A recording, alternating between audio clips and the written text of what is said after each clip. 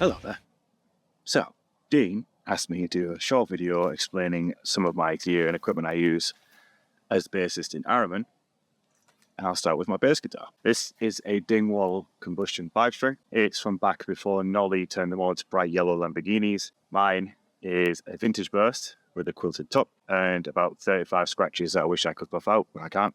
I got this late in the lockdown. Went to Anderton's after they opened back up. I went there just to try it out and ended up falling absolutely madly in love with it. Mainly for the weight.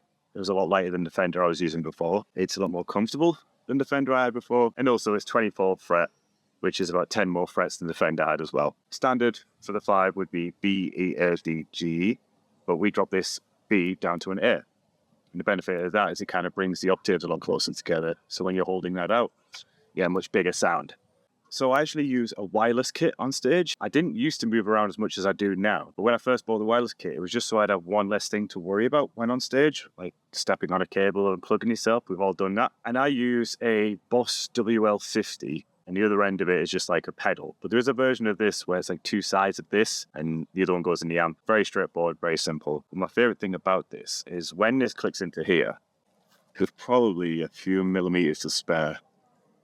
And it just sits in there real comfortable, like they're all meant to be. And then me and Dean both use mono guitar straps just because they're incredibly comfortable and supporting for like big guitars like this.